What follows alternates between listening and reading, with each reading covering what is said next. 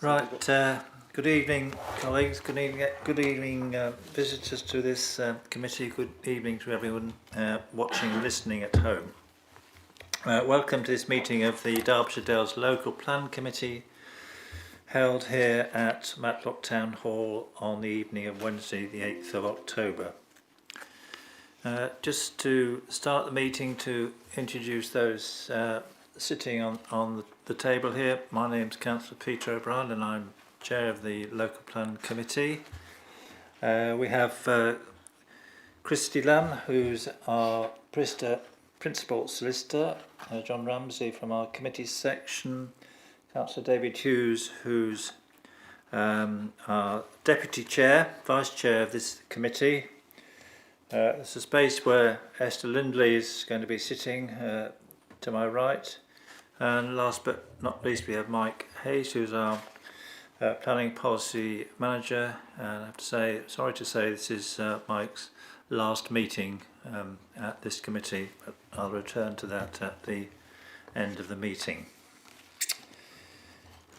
There are no fire drills planned for this evening, so if the alarm does go off, please leave the chamber as quickly as possible by the emergency exits, of which there are two now. There used to be three. Now there are just two, which are signed. Coffee, refreshments, water are on the landing outside, and public toilets are available outside as well. So first item on the agenda, number 1, apologies for absence, please, John. Through you, Chair, we have received apologies from Councillor Dermot Murphy. Thank you, John. And I understand from Councillor Bates that Dermot's mother's been taken seriously ill, so we extend our good wishes through you, Anthony, to Dermot, please. Item 2, the approval of the minutes of our previous meeting, which was held on the 17th of September this year. They've all been circulated. Would anyone like to ask any questions or move approval of those minutes? Councillor Buckler? Yeah, happy to move them. Do we have a seconder? Councillor Shelley, yes. All those in favour, please show. And that is unanimous. Thank you, colleagues. Item 3 on the agenda is public participation. We have 2 statements submitted to the committee and 1 speaker. So I'll just allow a few minutes for you to read through the 2 statements we've received. One is from Vicky Rains from Townsley Parish Council, and one is from Councillor James Wilson from Darley-Dale Town Council. So if we'd just like to take a few moments to digest those, colleagues.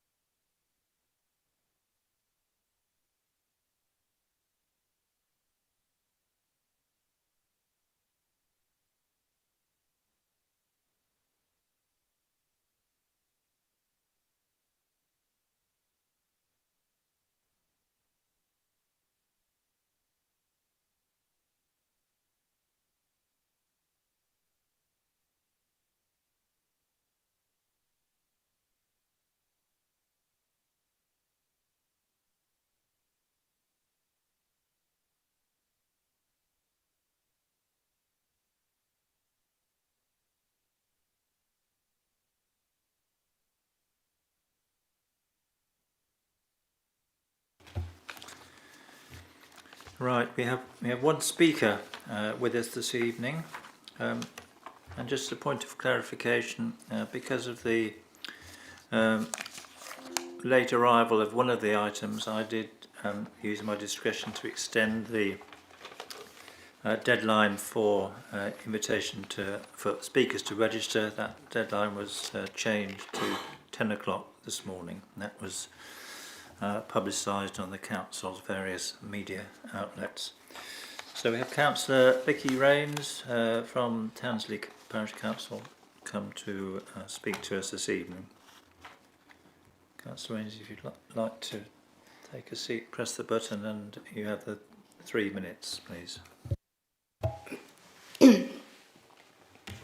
Yes, good evening. Thank you, Councillor O'Brien, for enabling public participation at this late stage. One of the terms of reference of this committee is to ensure the necessary infrastructure is in place. However, there are still valid concerns related to infrastructure and its delivery. Whilst Derbyshire Dales do not have to provide the required infrastructure, they have to ensure all relevant updated assessments are done and recorded to enable sustainable development. There do not appear to be any updated infrastructure assessments, in particular from Severn Trent. Could you please explain why this might be? There are 2 mistakes on the scoring criteria matrix for Tansley. So Tansley being given a point for a post office when they should score 0. And public transport, we've been given 2. Beg your pardon, been given 4 when we should score 2 because there's no Sunday service in Tansley. We also query the drive time to Matlock, which is not reflected for peak times and workers. In fact, I have left Tansley this evening and it has taken me several minutes to even get onto the A615. The Design Code 2025, the map for Tansley is out of date. It misses huge swathes of conservation area and includes areas which are not conservation areas.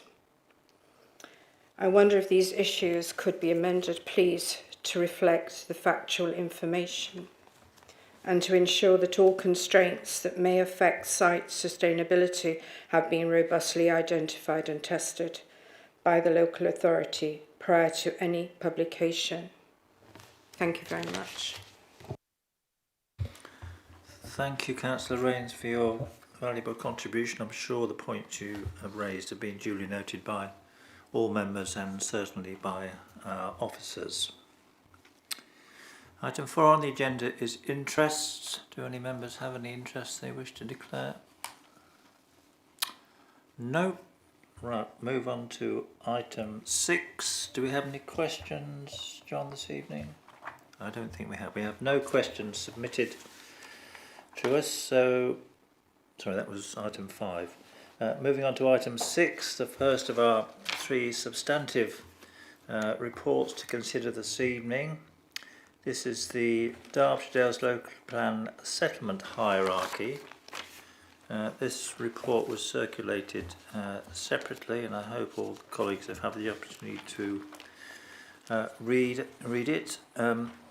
Mike Hayes is going to introduce this report. Simply by way of introduction, remind colleagues and members of the public that this again is a piece of evidential work. It is not a policy document, and certainly if you read paragraphs 3.3 of the report and paragraph 1.6 of the settlement hierarchy, that is, I hope, made crystal clear. This is not a document which sets out the settlement policy approaches to new housing development. It is a piece of evidence setting out the hierarchy of our settlements. But Mike, if you'd like to introduce the report, and then we can, I'm sure there'll be questions from colleagues, we'll take those afterwards. Yeah, thank you, Chair. as you said in your introduction, this is a piece of evidence, a piece which we are seeking to utilise to help frame the strategy for the plan going forward. Its purpose is essentially to provide members with a snapshot in time as to the relative sustainability of the settlements across the plan area. Now, one of the issues that has been raised by Mr Wilson from Darley-Dale Town Council is the reason why Darley-Dale, along with Matlock, Ashbourne and Wirksworth, haven't been included in this particular update. And the reason for that is that the evidence is very substantial in relation to their sort of scores on social, economic and environmental factors, or social and economic factors that go into this. That it is very clear from where we are that Matlock, Ashbourne and Wirksworth are our largest settlements, our most sustainable settlements, and are quite obviously and quite clearly tier 1, and it's the same for Darley-Dale as a tier 2 settlement. And what we felt was that, as we did in 2023, that it was more appropriate to focus on the settlements in tier 2, 3, 4 and 5. The methodology that we've used for this review is the same as we've used in 2023. It seeks to look at a whole raft of different factors that contribute towards the relative sustainability, sort of economic factors, access to jobs and services, social indicators, access to things like pubs, shops, GP surgery, that sort of thing, recreation areas, and also in relation to education and access to education facilities as well. The report has in Appendix 1 the detailed working of the research and review that we've undertaken, along with some maps which show the location of the individual service and facilities across the plan area, the scoring, and also the location of current commitments and completions that have taken place across the different settlements.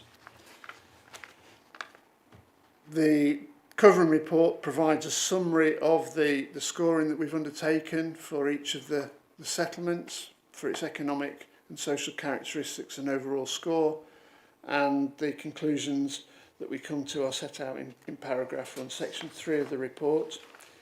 What you'll see there is that in terms of the 5-tier approach that we've taken in the adopted local plan and the distribution of the settlements within that 5 tiers, that having done the review, we've come to the view as officers that essentially the tier structure and the settlements within each tier structure remain the same as they were in 2016, 2023 and again this year. I note the points that Councillor Rains makes around Tansley. We will have a look at those once again and just check the scoring on that. And members, if there are any other errors that you feel that we need to look at again, then please advise us as quickly as you can, and we can look at that going forward. And before we get to a point where we actually publish it as a piece of evidence for the local plan. Chair, I think that's all I need to say by way of introduction, and happy to take any questions. Thank you, Mike. Over to you now, members. Questions, please. Councillor Shelley, you're first. Thank you, Chair. And thank you, Mike, for that report. My question is really, I think, just following on from Councillor Wilson's query there. There's obviously a lot of detail which goes into the settlements from 3 to 5. I think some of us would just be reassured if we knew that the assessment that is presumably undertaken somewhere that determines Darley-Dale as a level 2 settlement is still relevant, is still current from whenever that was done. And I say that partly because the population has increased there. And what I'm not sure from this is obviously elements of it to do with, I suppose, a tick box, if you've got a post office, for example.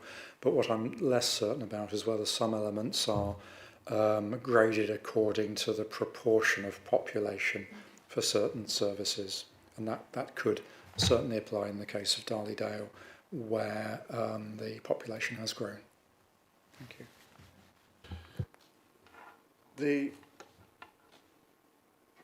The assessment for Darley-Dale, Matlock, Ashbourne and Wirksworth was originally done in 2016. We haven't updated that since that time, essentially to enable us to focus, as I said in introduction, on our resources on those areas where potentially the greatest number of changes may well have taken place.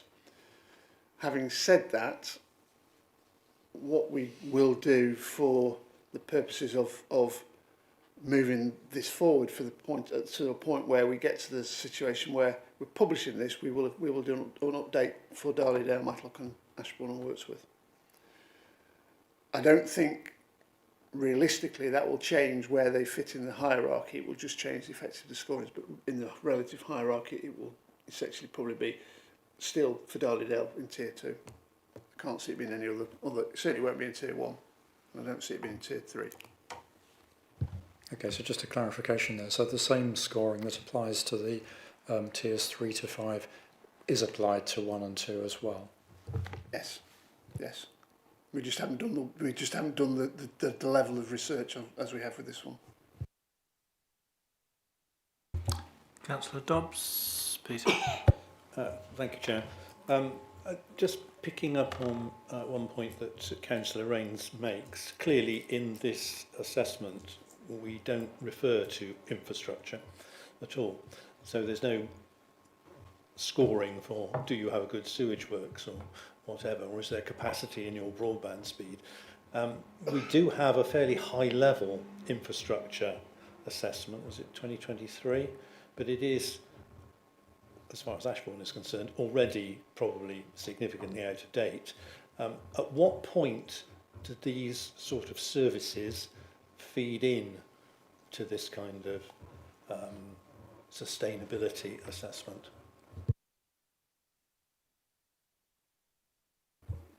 I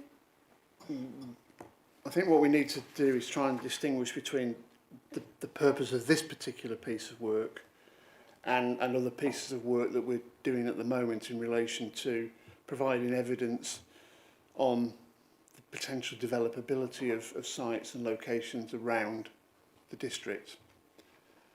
This is, as I said in introduction, is essentially meant to be a snapshot in time showing the relative sustainability of the settlements across the plan area, taking account of their social and economic characteristics. And that's essentially done to provide you as members and members of the public with the ability to see how the relative settlements sort of rank against each other. What it doesn't do, and Councillor O'Brien made that very clear, it doesn't set any parameters for future development across the plan area. It helps us to think about where development might go, but doesn't necessarily say development should go in there.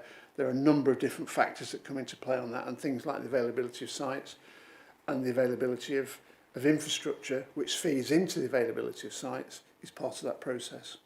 So separate to this piece of work, you'll be aware, Councillor Dobbs, that we're doing some work on a SLAR. As part of that process, we are looking at and getting advice from the relevant agencies, including people like Severn Trent, the Environment Agency, the LFFA, Education Authority, to see what and whether there are any significant constraints on development in those locations. A third piece of work which we'll be doing and helping to sort of shape the submission of the plan is on infrastructure itself. That piece of work will start in earnest once we've got a much clearer idea of the general direction that the plan is going in terms of sites and locations of sites and scale of sites. And then we'll be able to sort of get the two together and work in a sort of an iterative way to get to the point where we get to the final stage. So the work that was done in 23, as you say, was high level. We need to do more work on infrastructure. We're getting some infrastructure work to help with the SLAR, but that's only providing the sort of outline and framework. There's still more work to be done to get to a point where we can say, are there any real significant infrastructure constraints, and what infrastructure is needed to be overcome, and what infrastructure is needed to go alongside any new development, if that answers the question. And I have a second question. Thank you, Chair. Just picking up that point, that to me, for example, you've chosen education, the existence of a primary school. To me, it's there because a primary school is quite an expensive thing to put in place if you don't have one. And so therefore it's more desirable in terms of the overall economics to be more affordable homes if you don't have the developer having to contribute to building a primary school. So it's in there, in the list. But in exactly the same way, you can make anywhere, if you've got enough money, viable, if you address the issues of sewer capacity, water capacity, electricity capacity, broadband capacity, whatever it is. And so in a sense, I'm a little concerned that this is not a complete overview, and we've left some very, very significant additional factors out of the list. That's more a comment than a question. Apologies.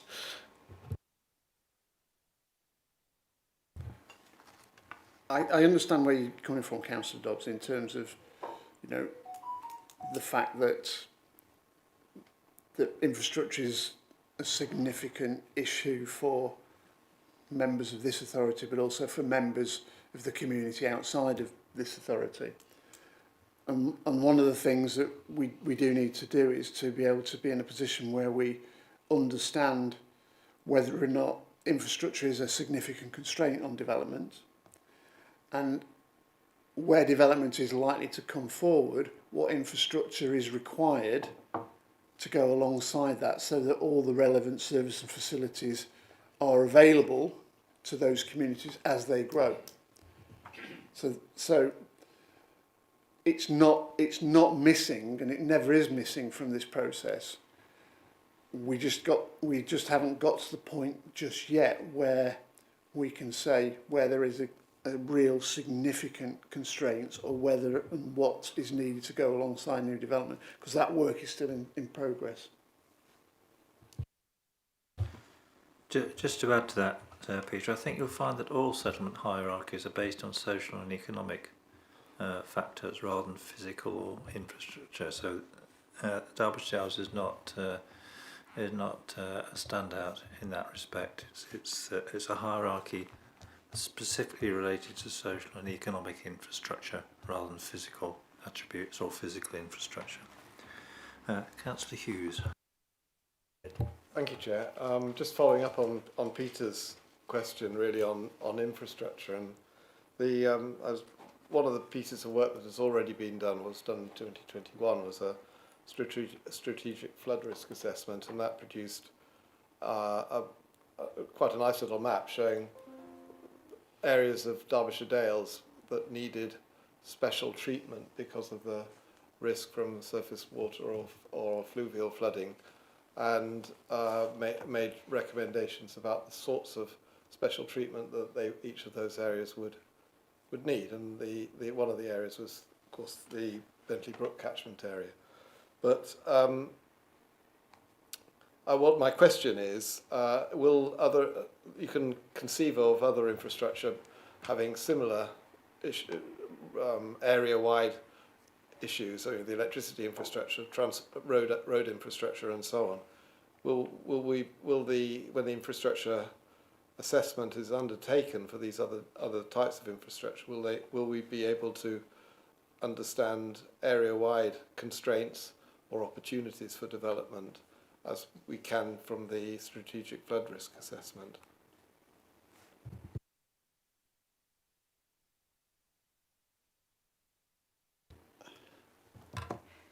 I think there's different levels of information and data that we get back from the different agencies. So with the SLAR process, we are getting responses back to individual sites, but what we are being able to do is being able to piece together a bit of a picture about what might be happening in and around the different settlements.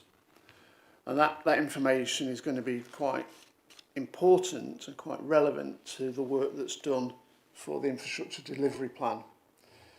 And that will then potentially sort of look at aggregating up the issues and then identifying the extent to which new or improvements need to be made to existing to overcome potential shortfalls or whatever is required to go alongside that new development as it emerges on site.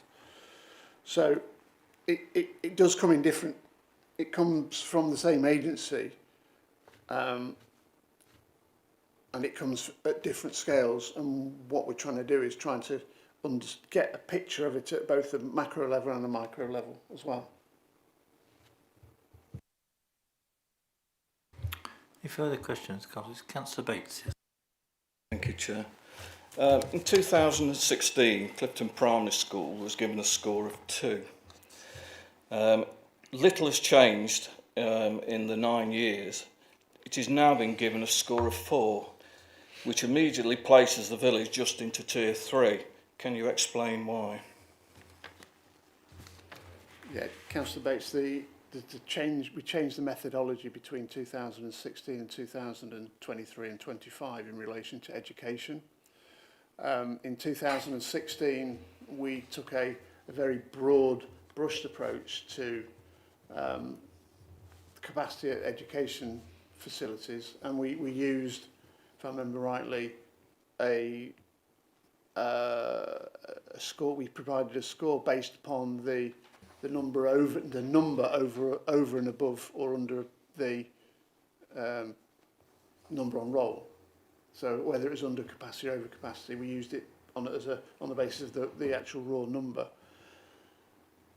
What we realised between completing that and the more recent assessments was that in itself can skew the scores, because in a place like Clifton where the size of the school is, or other places where the size of schools are small, the number of pupils over or under capacity will be different to a school where there is a greater number of pupils on, well, greater capacity at those schools. So what we've done is in 23 and 25 we've looked at proportionately the difference between the number on the capacity and the over-under provision rather than the absolute number, and that's the reason why there's a difference.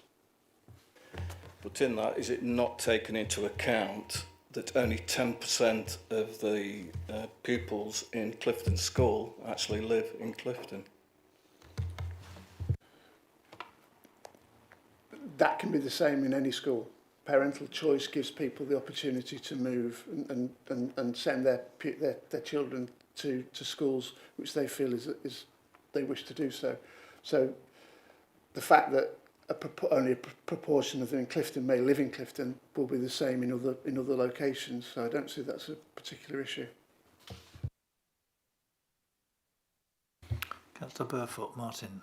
Yeah, thank you, Chair. Bear in mind that quite a few residents, I hope quite a few residents either following this meeting or have looked at the documents online, and certainly parish councils will be interested in these lists, and as other members have pointed out, that there is quite a fine line between Tier 3 and Tier 4 settlements.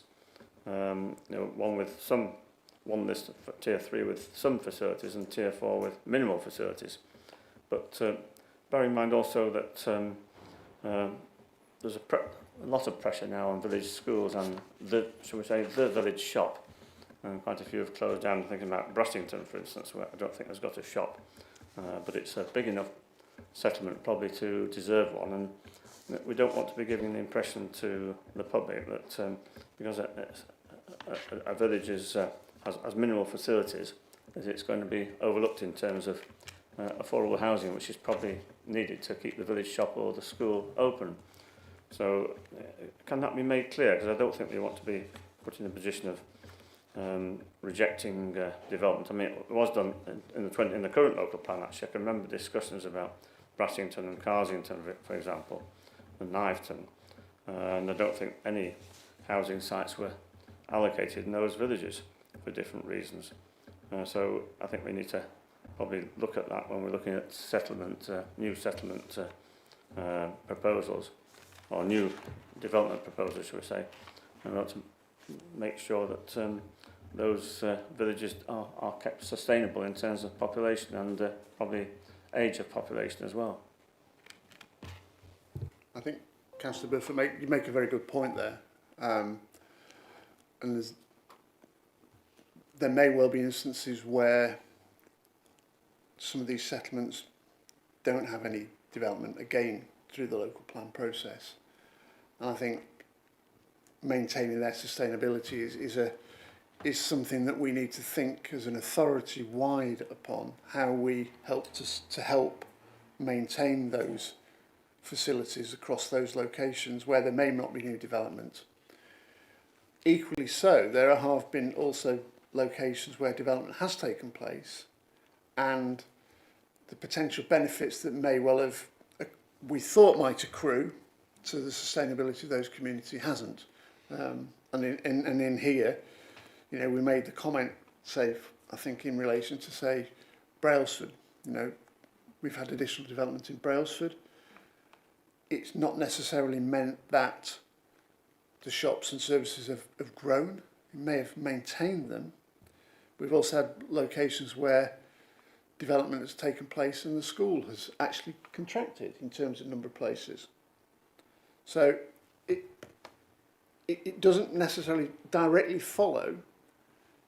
We hope there's a correlation between development and maintaining sustainability. It doesn't always follow that that's the case.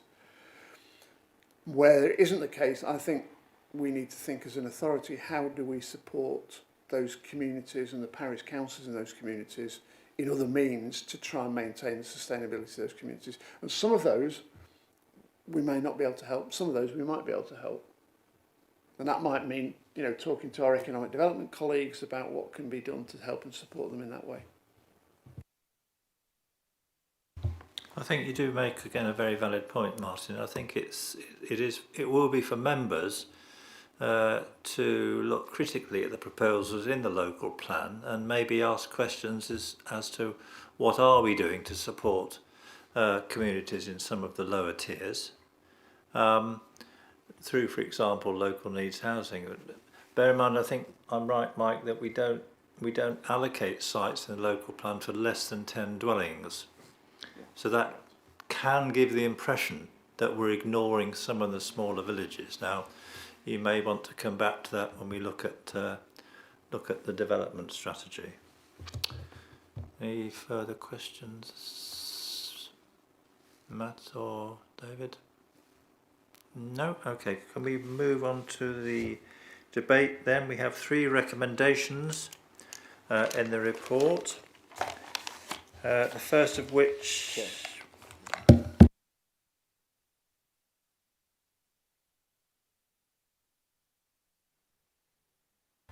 We have 3 recommendations. The first of which is that the contents of the settlement hierarchy in Appendix 1 are noted and endorsed. The suggestion from our officers is, given that officers are open to receiving comments from colleagues over the next week or so, what do we say? The wording was, we changed slightly the wording in recommendation 1. Are noted and commented. Noted for comment. Noted for comment. So that should read that the contents of the updated Derbyshire Dales local plan settlement hierarchy set out in Appendix 1 are noted for comment. Our recommendation 2 is that the assessment is taken account when we formulate the revised space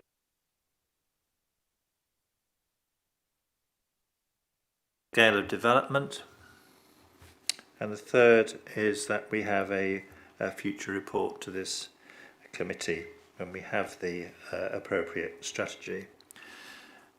Would anyone feel able to move those recommendations or an alternative? Councillor Buckler? Yeah, I'm quite happy to move that. No. Do we have a seconder? Councillor Burfoot, would you like to add anything? No, thank you. So it's moved and seconded. Do we have anyone who'd like to contribute to debate? Councillor Dobbs. If I can just add something which Mike has very kindly been corresponding with me about. I am concerned about the methodology of the school assessment, picking up Councillor Bates's point. In fact, my score for Clifton would have changed. I think actually I reckoned it goes down by 5 if I apply my scheme of things. I think the change from 2016 assessment, which was nice and simple and straightforward, to the current one is not only hard to get your head round, I think it actually is slightly counterproductive, to be honest. And I would urge, if possible, officers to look again at that, because I think the 2016 approach, to my mind, was preferable. Thank you. Any further contributions? Councillor Bates, yes? I'd just like to clarify recommendation 1. How long have we got to get back to Mike Hayes? Can we have a set time? Can I suggest by the end of next week, and if you could liaise with your colleagues if they wish to add any comments, that would be helpful. By the end of next week.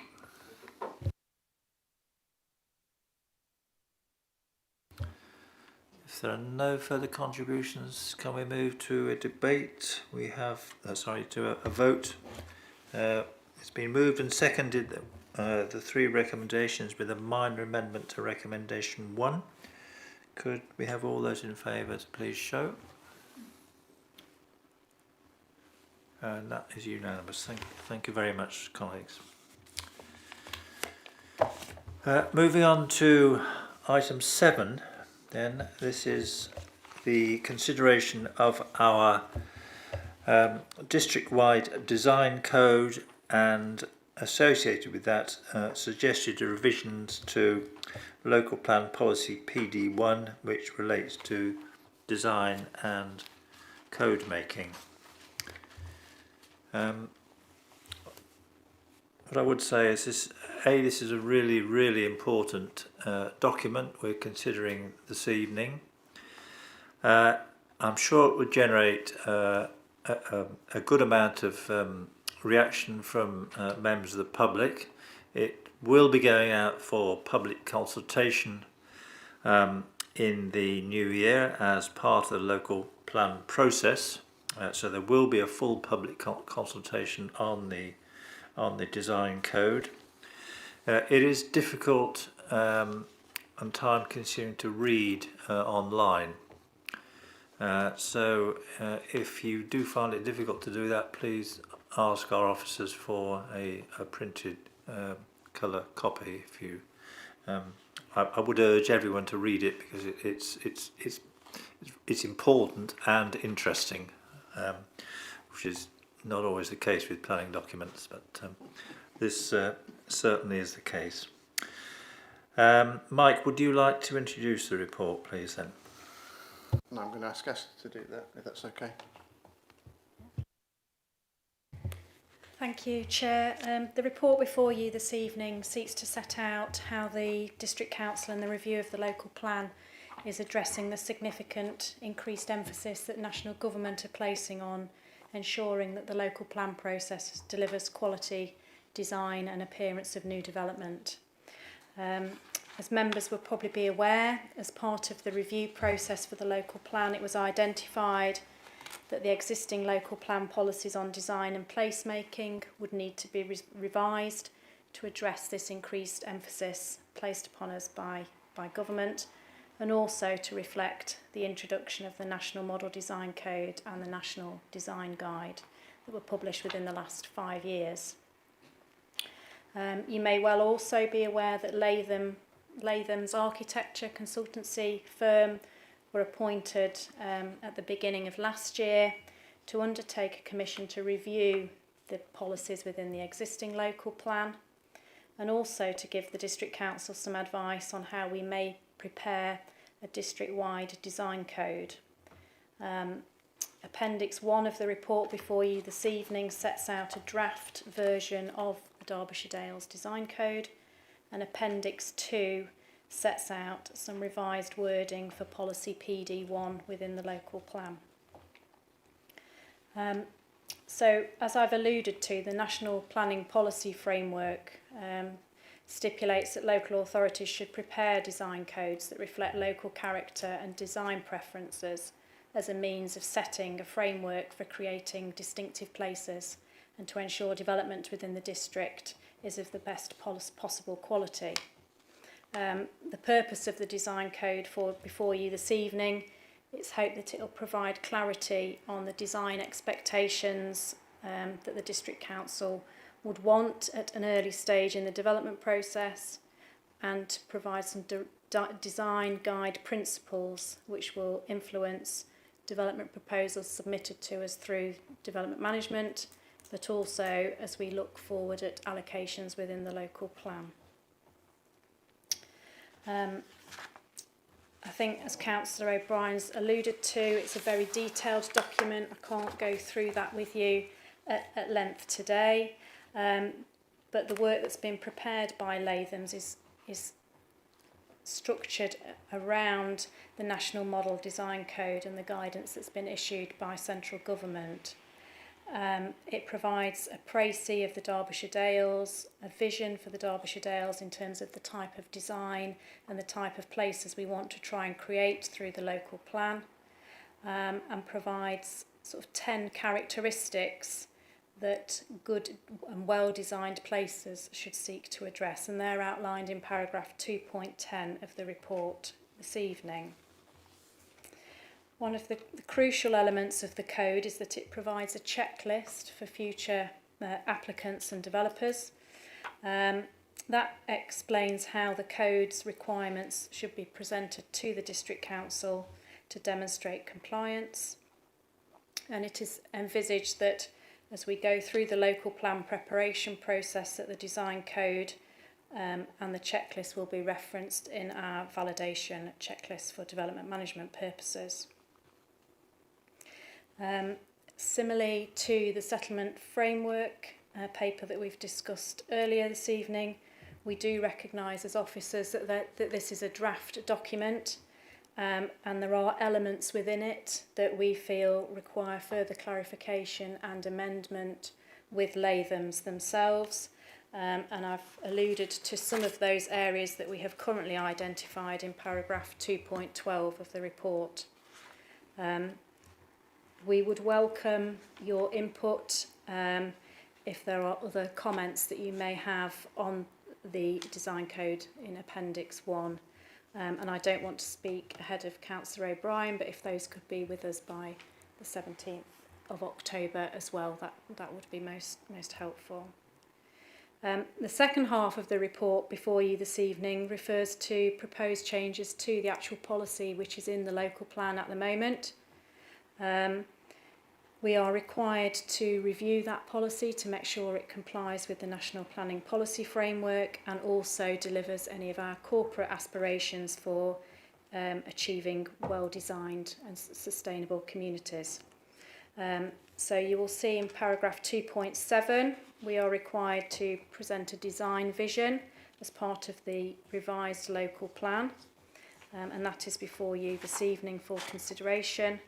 And in Appendix 2 to the report, we have given you a track change version of Policy PD1 with some changes identified which seek to ensure the policy encourages development which is both accessible and adaptable.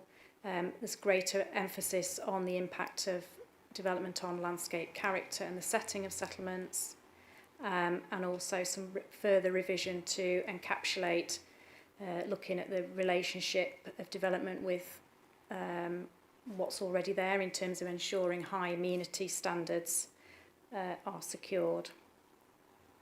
So we would like you to note the contents of those appendices and provide additional comments at this stage. The final version of the design code and revised policy PD1 will come back to you at the stage we present the final version of the plan ahead of consultation in January next year. Thank you, Chair.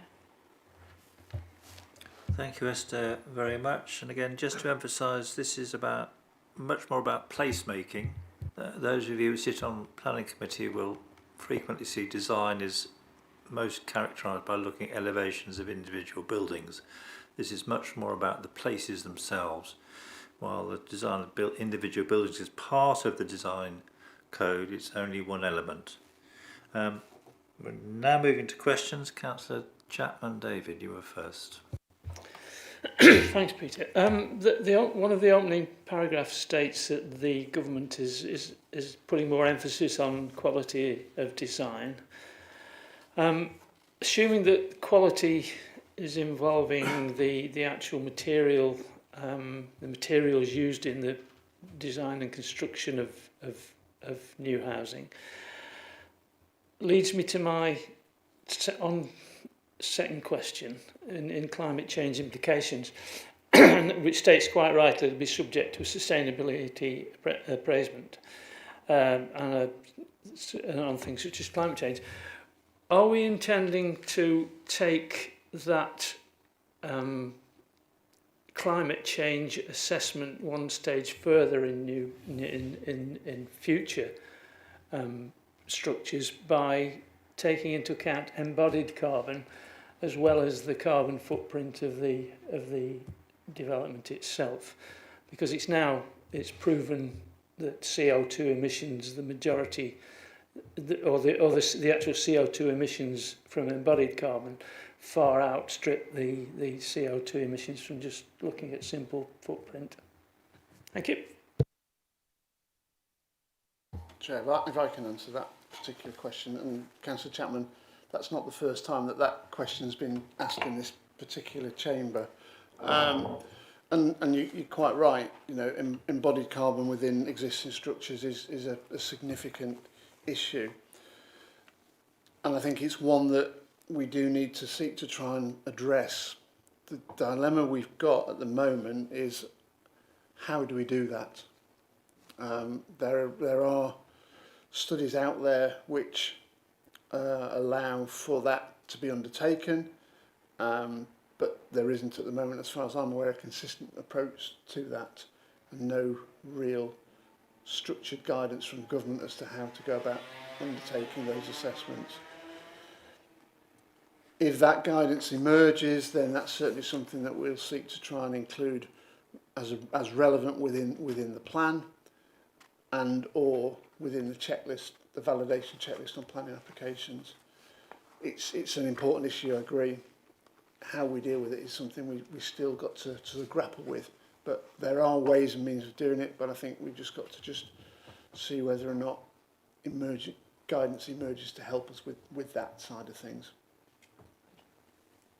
I think I could add to that, David. I think it will be for members to determine how robust and prescriptive we want to be in our approach to the climate change aspect of the code, including the inclusion or otherwise of embodied carbon. I think officers will benefit from guidance at an early stage from members, rather than it be left till the last minute to say, well, I think we should do something other than what's in the final draft. So, you know, please discuss with colleagues across the floor, if you like, as to how you wish to approach different aspects.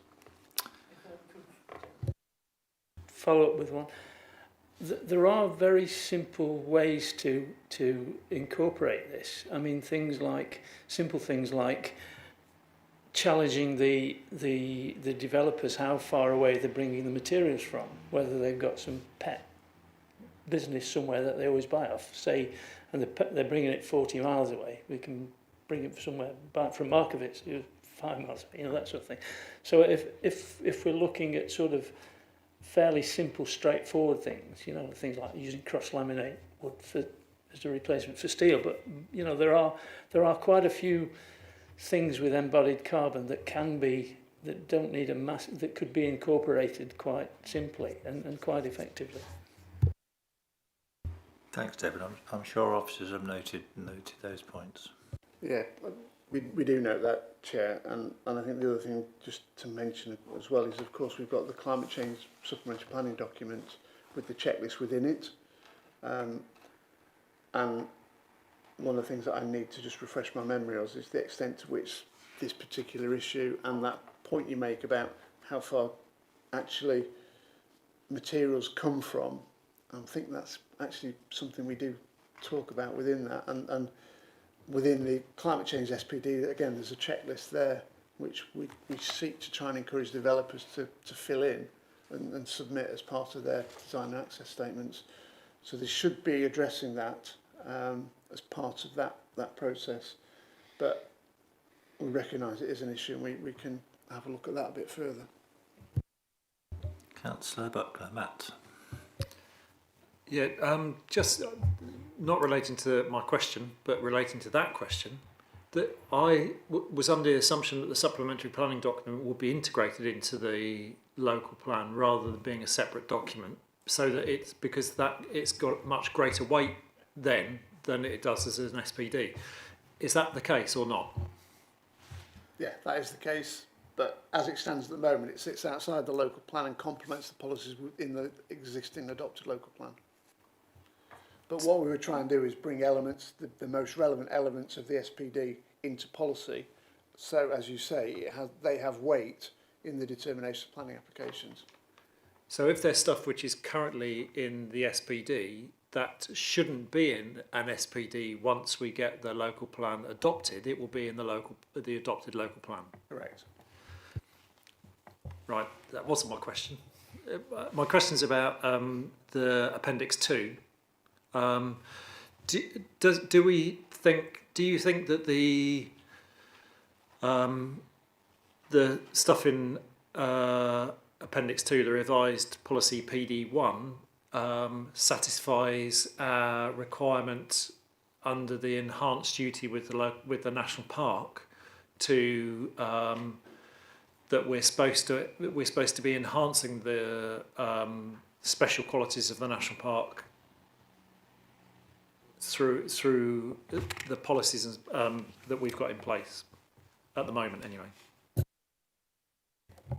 I think it's difficult to answer that because you're looking at this policy in isolation. Obviously, a lot of work is being done or is still yet to be done on other supporting policies within the local plan. But I think it's possibly something we could have a look at in terms of design and its impact on the character and setting of the special qualities of the national park. But I think with this particular policy this evening, it's difficult because we are looking at it in isolation and it may be covered elsewhere within the plan.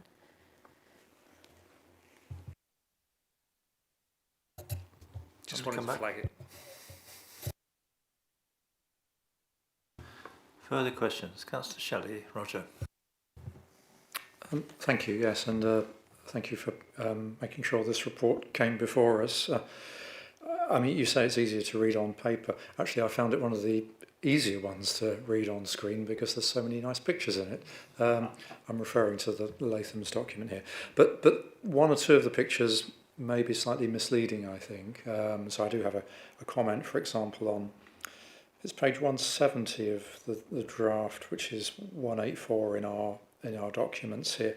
And it's just sort of the care over the choice of the pictures or the explanation of what the pictures are showing might be quite useful. So it's a picture of a glorious row of wheelie bins in Darley Dale. But it's unclear about whether that's viewed as a good thing, as in complementing the nice terraced houses there, and to be replicated in new developments, or whether this is some wicked thing which we need to be wary of in the future. So that's just a throwaway. But I do have one or two questions which perhaps I should have put as in an email, although others may also find them confusing. So there's two questions on confusion and two on possible additions or hints at possible additions, which I don't think are in the paragraph that you mentioned just now. So the two confusions to me are, I don't understand the code applications that you get. So for example, on page 129, I'll just use that one as an example. And this may just be me. Hang on. 167, 201. Quite possibly, yes, thank you. Okay, yeah, so the one on 129, for example, there's a tick list there of code applications for the different kinds of places we have in Derbyshire Dales, and they refer to H numbers there, but the sections above are all B numbers. Now, I don't know whether that's just a drafting error or omission. It is, yeah, we've picked that up as officers, that there are errors, there's typographical errors and consistency errors through the document. Okay. We've also recognised, noting Mrs Rain's point, there are errors in the mapping, and some of the imagery does need footnotes or commentary to say A, where it is within the district, and B, its purpose for being in the document. So I would welcome receipt of any of those sorts of comments that you have, and we can try and address those with Lathams. Okay. Thank you. I think that how the code application is actually applied, an explanatory paragraph might be quite useful in front of those tables. And my other query on content and clarity is I'm not quite sure, page 156, for example, what an enclosure ratio of 1.4 means. This is in relation to the street scene. So it's what those ratios mean. So again, if at some point that can be brought out in a bit more detail, I'm sure that will help everybody. And then my two more substantive questions about perhaps the nature of the content and how we should perhaps be steering it. Page 146, there's no reference to nature corridors, which I know is something which a number of us have talked about. So that's in the section to do with nature, I think.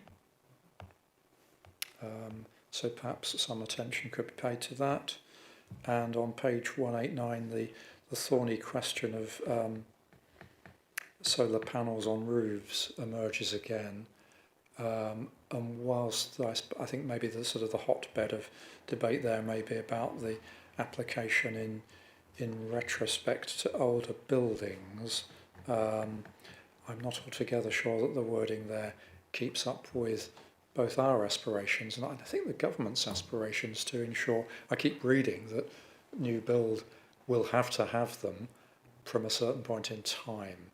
So that's a sort of a query and a steer at the same time, maybe. That's it.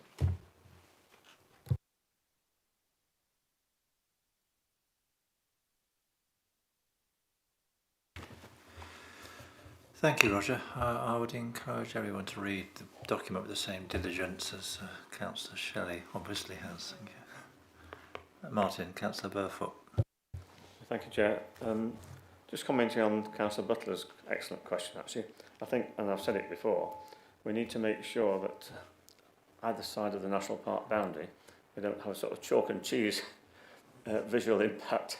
So you leave the national park with high standards, presumably, for new building in villages, and go over the boundary, and then we've got something that's second class, if you like, in terms of quality of materials. So we obviously need to promote the highest possible standard on both sides of the national park boundary, but that's just a comment really, I suppose, and I think that will be brought out in the final policy. But my question was to do with, not surprisingly, materials, and you'll be aware that, or probably Mike can estimate, I don't think any of the development and control planners have been here long enough to find out our concerns about that, but red brick has been a bone of contention in Matlock, and particularly by us. And if you look on page 117, it says prime frontages on principal routes should incorporate local materials and local building stone in particular. Materials which are alien to residential development within Derbyshire Dales should be avoided unless justification for use can be provided. This is particularly the case where it's proposed that an alien material will be extensively used in a highly visible location. You can go on to the rest of that paragraph, but I think one brilliant example of where that doesn't work is Cardinshire Road development immediately below Matlock Golf Club on Chesterfield Road, whichever direction you're driving, either out of Matlock into Matlock, you keep getting these glimpses of red brick. I mean, some of the street frontage natural stone elevations are okay, but then you see the side elevation, and you don't get that so much in Bank Road, for instance, just up the road from here, where historically red brick was used for some gable ends, for instance, but all the rest of the elevations tend to be stone. But I don't think some of the more recent developments have adopted that sort of policy at all. So I think we need to be a bit tighter, I think, on that. I think, and also we don't want a big contrast between natural stone and then bright red brick, because red brick today is very red, far more red than traditionally, probably in the 30s, for instance, when, in fact, on page 117, that's probably a good example of historic brickwork. I know the quality wasn't good, but at least the mottled effect was less stark than bright red brick. Because we all know that why developers prefer those bright red bricks. It's because they're cheaper, because they're mass-produced and in great quantities, and that's what you get wherever you're driving the country. You go around a relief road for a village, and you'll see bright red brick developments coming right up to that relief road or bypass, and I don't think it fits with the traditional building materials that you get within that adjacent village, in fact. So it's totally alien to the design of our original historic communities. So I think that needs to be brought out. And I think we need to end this acceptance of poor designers, I would say, where you've got bright red brick and stone alongside each other. You could do with, obviously, in fact, Moorledge development between Matlock and Dollydale is always one that I trump as a good example of design, because if you look across from the other side of the valley, that looks, it fits in very well, and it could be natural stone. It's a very good, if you like, man-made stone or brick colour. And I don't see why those shouldn't be made more common in new developments. I mean, for say, the more recent developments, or no, not the more recent, the less recent developments in Matlock, the ones from the 1960s and 70s, look far more attractive than the more recent ones. So I think we need to go back to that sort of policy, really, and need to be very, very careful when our planners are approving materials prior to a development taking place.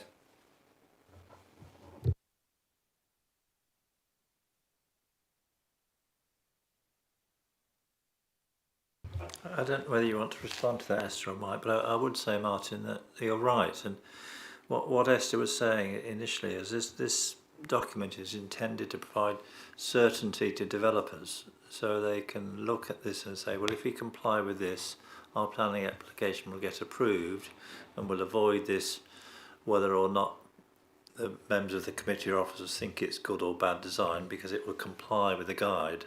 So if it gets it wrong in here, we will end up with design we don't like, and it won't be the fault of the planning committee, it will be the fault of this committee for having approved something which is perhaps not as good as it should be.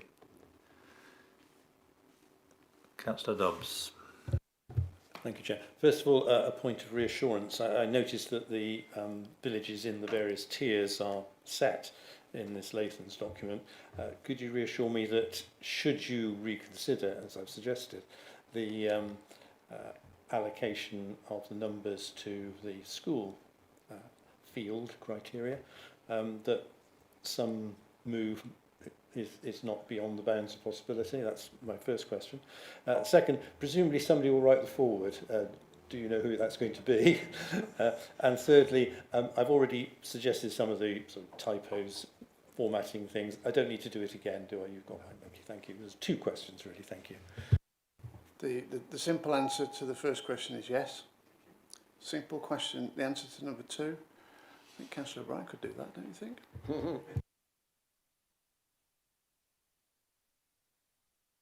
Can I put a question to you, Esther or Mike? There's a proposal in here that on the principal entrances to the market towns, we should look to accept 5-storey development. Do we think that is appropriate to the character of our market towns? Do you think it is?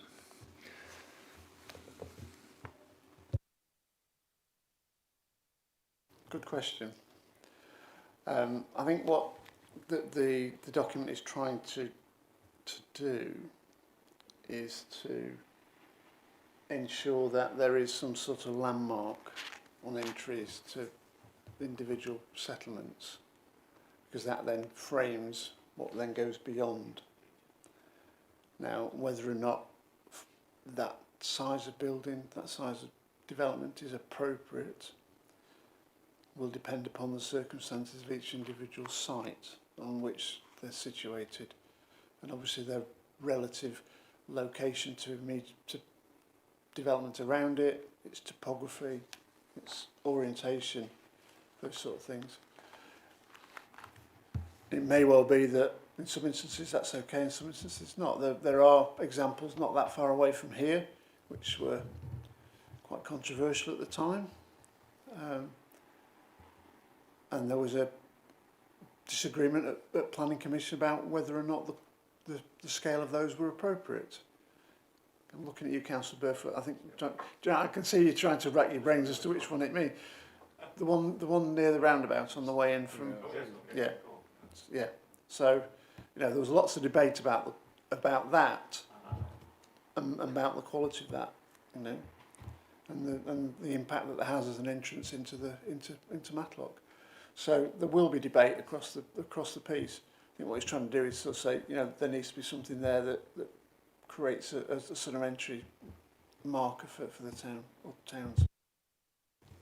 I think as well, you read in the code as you would read the local plan. It's as a document as a whole, and there are elements within that code that, yes, refer to building heights, building form and setback distances and frontages. But there's also elements within the code that refer to schemes being appropriate for context and taking cues from the local environment and settlement pattern. So it's not going to be a clear set of rules that development management will apply. There will still be a degree of interpretation, I feel. Good. Chair, we just have a reference. I hesitate to think of all our market towns as you walk into them being surrounded by high-rise buildings. Councillor Hughes first, actually. David. Thank you, Chair. I'm a bit nervous of marking the entry point to market towns because, well, if you take Wirksworth, it's growing in one direction down the Ecclesbourne Valley, and if we put in and got a lovely mill being redeveloped there with a new set of new housing, and the housing is about 3 stories high, not 5.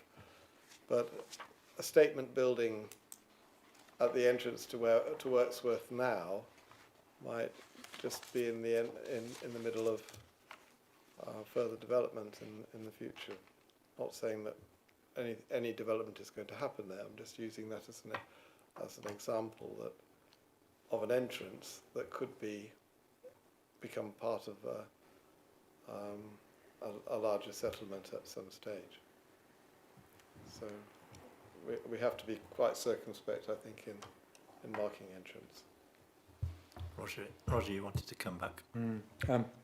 I mean, yes, Harlem Mill is already the statement building on entering Wirksworth from that direction. I think you'd be quite hard-pressed to top that. Sorry, Chair, I couldn't see that reference to 5-storey buildings on the entrance to major settlements. I saw the reference of up to 5 stories and no more, but could you just give us a pointer on that one, please?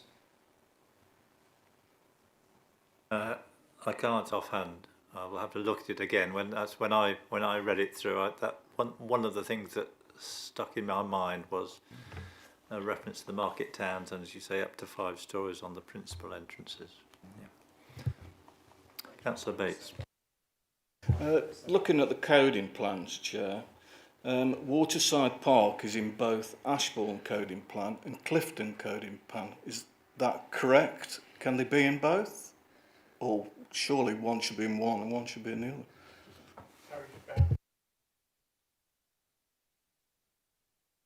By this map? No, not by these maps. because you've got LD and the Travel Lodge and Stepping Stones all in Ashbourne, which is actually in Clifton. And you've got Waterside Park in Clifton, that is actually in Ashbourne. We'll have a look at that. Okay. As I say, as I said, there are some Well, anomalies. it that could we make need quite to a difference address, with the two. Yeah. Thank you.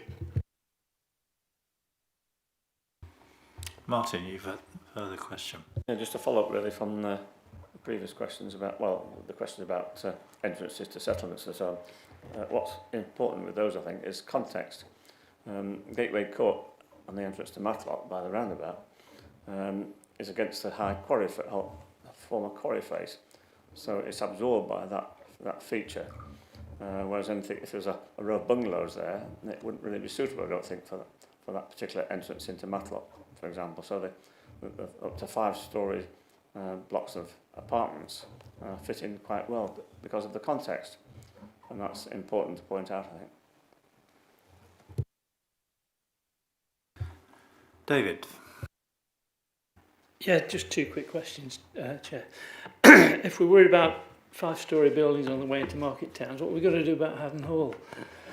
But the other question that I just wanted to ask, basically, Mike, have you seen the consultation report that went to the National Park on their meeting last Friday? I'd suggest you have a look at it. I suggest everybody does, actually. Were you there, Matt, at the meeting last Friday? The consultation document about housing needs. Yes, I think so. Sorry, I didn't want to put you in an awkward position. I'll just tell you that the chair of the planning committee abstained from voting.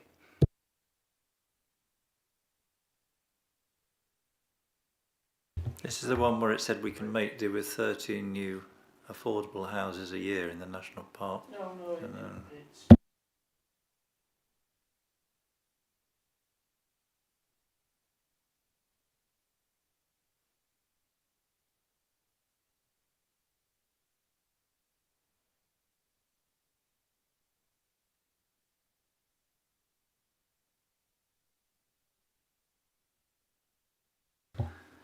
Right, further questions before we go into a debate on our recommendations? No. Well, we have 3 recommendations again on item 7. Again, quite straightforward ones. First of all, that we note the design code at Appendix 1. That's the code itself, and we endorse the principle of it being incorporated in the local plan. The second relates to the revised wording for policy PD1. That's the overarching design and placemaking policy in the local plan itself. That's in Appendix 2 that we endorse that. Now both those are subject to the suggestion from Esther that comments are welcome from colleagues of this committee and other colleagues across the council by, is the 17th a week on Friday? Yeah, by a week on Friday. I'm quite happy with that. Thank you for asking me. And our third recommendation is that the changes, which I think our officer colleagues have made clear there will be, that before the design code and policy PD1 are finally incorporated in the local plan, the changes come back to this committee for further discussion and endorsement.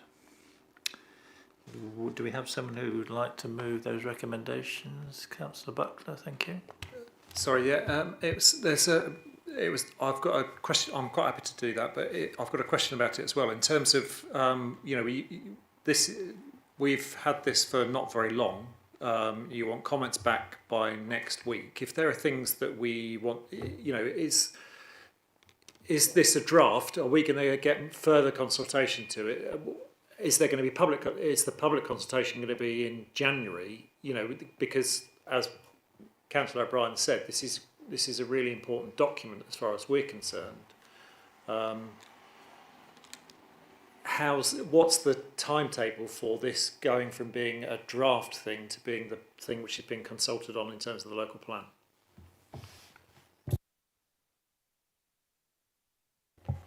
We would envisage bringing this back to you in its final format in January next year. I think there's some leeway in terms of allowing possibly longer for you to review it and comment on it at this juncture, recognising the size of the document. So I think it would be acceptable really to allow you and colleagues longer to look at it. But we don't envisage at the moment bringing another version of it back to you prior to it coming as part of a draft plan in January next year. No, we don't. Okay, so if we want to comment on it, then you're asking, it would be helpful to you as far as you're concerned to get it back for that meeting in January for us to give you comments by next Friday. Yeah, yes, I think so, wouldn't we? The sooner we can get the comments back, the sooner we can sort of work through them, depending on how many there are. But yes, there is the opportunity to send comments through, given how big it, as Esther said, how big the document is over the course of, say, the next few weeks. But ideally, we can focus on getting them in as soon as possible. That would be helpful. I think what's really helpful, and this goes for I think all our local plan documents, they're all subject to endorsement by full council. So please do take the opportunity to share these documents as they emerge over the next few weeks with your colleagues, so that we can iron out any differences in emphasis or fundamental differences, if possible, before we get to full council. I think it'd be really helpful to our officers. Do we have a seconder, please? Councillor Shelley, do you wish to speak? Oh, would anyone like to add anything during the debate? It's been moved and seconded. No? So we'll move to the debate. All those in favour of the three recommendations as set out in the report. And that again is unanimous. That's carried. So thank you again. I hope you found that very useful discussion, Esther and Mike. Thank you. All right, the last item on the agenda this evening, that's item 8. Those of you at the last council meeting may recall a brief reference to the continuing discussion at this committee and in the council generally about the implication of the housing numbers which have been imposed on the council as a result of the changes to the methodology in assessing housing need. And the question has been asked on a number of occasions from all parties, I think, as to should we not be making more robust representations to government about the implications of the methodology, and surely they should be more sensitive to the fact that half the district lies within the national park. Councillor Hughes, as Vice Chair and myself, have taken that away, and we've come forward with this set of recommendations for you this evening, which has been discussed with Councillor Flitter, the leader, who's more than happy with the recommendations as they stand. We're aware that as a result of previous recommendations, Baroness Taylor has indicated that the government will consider a modification to the methodology. And while that's fine as a principle, it doesn't give any indication as to what that form that modification might take, or does it help us with the process by which you would go about putting such a modification forward. So as we're preparing a local plan, that gives us two two issues to grapple with. One, we can't go away and try and devise an entirely new way of working, because that would take us away from the principal work our officers are doing.